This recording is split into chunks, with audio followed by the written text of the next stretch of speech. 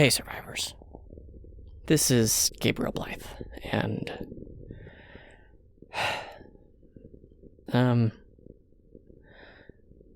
So I need to start off by saying I'm sorry about last week. This isolation and one-sided conversations are really starting to wear me down. Last week, that was a lot. Even for my peak weirdness, that was different. But isolation causing this mania and ideals of totalitarianism, I guess, is normal. I don't know. I'm still sorry.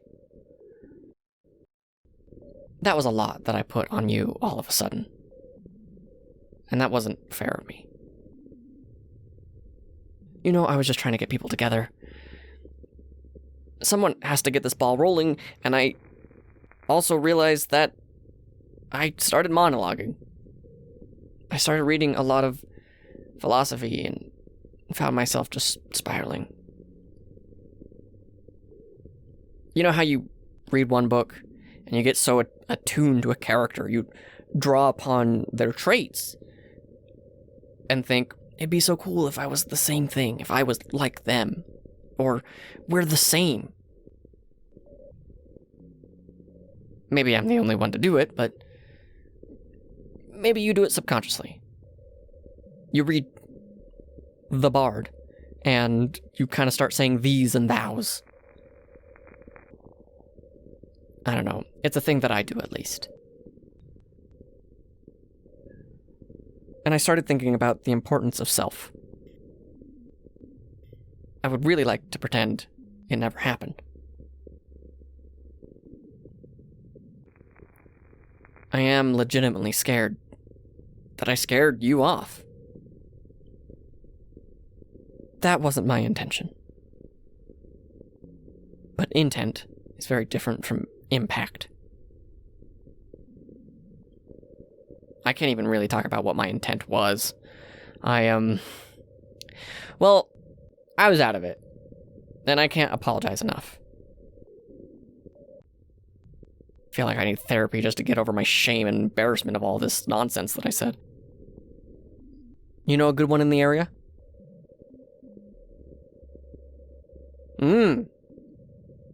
Fascinating.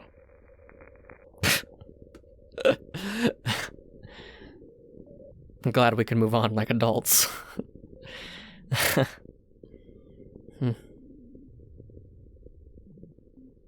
Again, I'm sorry for coming off as a creep. I mean, I don't have it that bad. I can move around. I'm not stuck in a room in solitary confinement. Wait.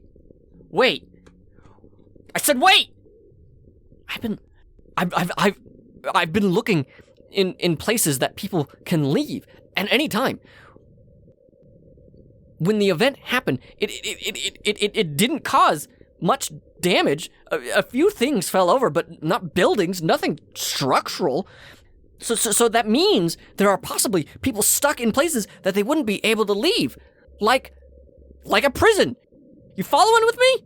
Good. Yeah. Okay. So let's look where is the prison? People can only survive for so long without food, far less without water.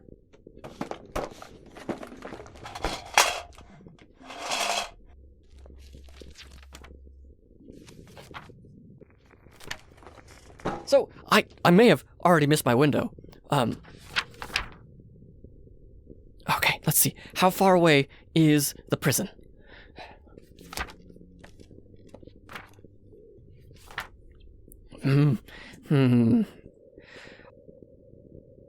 Okay, good news. It's pretty much a straight shot from the community college to the prison, maybe about 35 kilometers? So, about a day's worth of walking, but what if there are more of the others, like Royal Army Man? Walking a straight line down the freeway is nice and all, but I gotta consider I might need to hide here and there. So, 2-ish days to make it slow. Meaning 4 days in total, probably. Gotta pack enough food and water for 4 days, plus an extra 2 days if I find anyone. King and country! Could you imagine? I can hear your concern from here. But Gabe, they're criminals. They were put there for a reason. Yes! Yes! They did. Or, if anything, the system allowed them to be easily scapegoated for something they had no way of committing and were blamed purely based on their skin. But that's another conversation for later. Also, anyone who survived doesn't deserve to be left alone without the means to take care of themselves. They might be stuck in a cell and unable to eat anything, or knights forbid that they survived and their cellmates turned into one of the others? Think about that. You are in a box that's barely big enough to hold you, and you have a Royal Army guy crawling at you! Ah! I just pictured it, and it's dark. It's really dark. I might be walking into a bloodbath caused by either a survivor or the others. No, Gabe, one does not define all.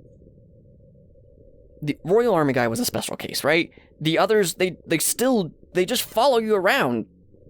All slow-like? Everything should be fine if... When I get there. I know it all sounds desperate, and yes, I clearly am. It's definitely not altruistic in this thought.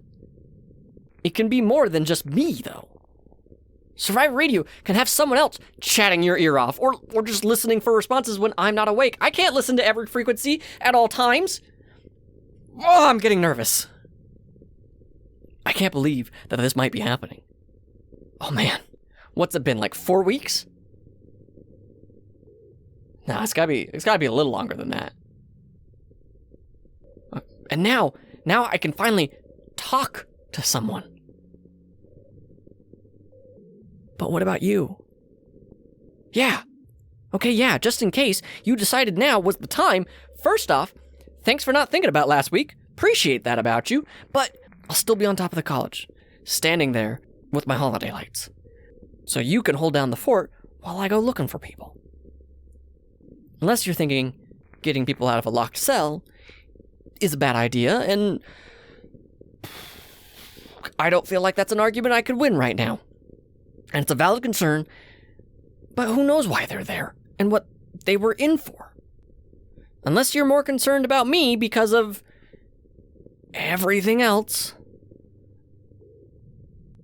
But I'm rambling. I'm just so excited about this.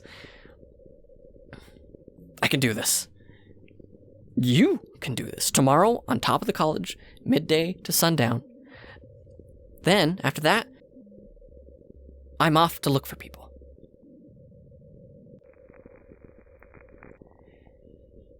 Checklist time. Food, water, find some good sneakers, food, water. Oh crap, I forgot to turn this off. Well, with me gone for a few days, this will do the battery some good.